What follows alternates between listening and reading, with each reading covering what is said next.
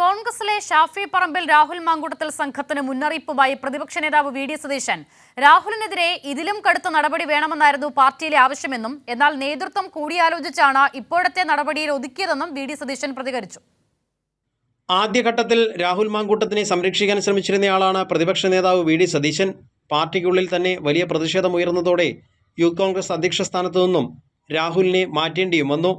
പിന്നീടാണ് ഷാഫി പറമ്പിൽ രാഹുൽ മാങ്കൂട്ടത്തിൽ കൂട്ടുകെട്ടിന് പിന്തുണ നൽകുന്ന ഒരു സംഘം കോൺഗ്രസുകാർ സതീശനെതിരെ തിരിഞ്ഞത്.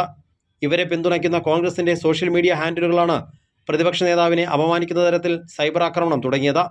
ഇതോടെ ഷാഫി രാഹുൽ സംഘത്തിന് മുന്നറിയിപ്പുമായി വി ഡി സതീശൻ തന്നെ രംഗത്തെത്തി. നേതാക്കളെല്ലാം കൂടി ആലോചിച്ചാണ് രാഹുലിനെതിരായ നടപടി സസ്പെൻഷനിൽ ഒതുക്കിയതെന്നും സതീശൻ പറഞ്ഞു. രാഹുൽ വിഷയം അടഞ്ഞ അധ്യായമാണ്. എന്തിനാണ് തന്നെ ആക്രമിക്കുന്നത് എന്നും വി ഡി സതീശൻ ചോദിച്ചു.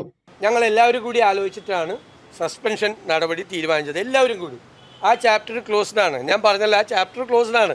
ഇതൊക്കെ ഇതുപോലത്തെ ഒരുപാട് നാടകങ്ങളുണ്ടാകും. ഞാൻ വളരെ കൃത്യമായി പറഞ്ഞു, ഇത് വി ഡി സതീശൻ എന്ന് പറയുന്ന വ്യക്തി ഒറ്റയ്ക്കെടുത്ത തീരുമാനമല്ല. കേരളത്തിലെ കോൺഗ്രസ് നേതൃത്വം കൂടിയാലോചനകൾക്ക് ശേഷം എടുത്തൊരു തീരുമാനം അഖിലേന്ത്യാ കോൺഗ്രസ് കമ്മിറ്റിയുടെ അംഗീകാരത്തോടുകൂടി കേരളത്തിലെ KPCC പ്രസിഡന്റ് ഡിക്ലെയർ ചെയ്ത ഒരു നടപടിയാണ്. അതിനെ കോൺഗ്രസ് ആരാലും ചോദ്യം ചെയ്യില്ല. സൈബർ ആക്രമണം തുടർന്നാൽ ഇനിയും കടുത്ത നടപടികൾ നേരിടേണ്ടി വരുമെന്ന രാഹുൽ അനുകൂലികൾക്കുള്ള മുന്നറിയിപ്പ് തന്നെയാണ് വി ഡി സതീശന്റെ വാക്കുകൾ. താൻ സംരക്ഷിച്ചവർ തനിക്കെതിരെ പെയ്ഡ് സൈബർ ആക്രമണവുമായി രംഗത്തെത്തിയതിലുള്ള പ്രകോപനവും സതീശന്റെ വാക്കുകളിൽ വ്യക്തമാണ്. കൈരളി ന്യൂസ്, കൊച്ചി.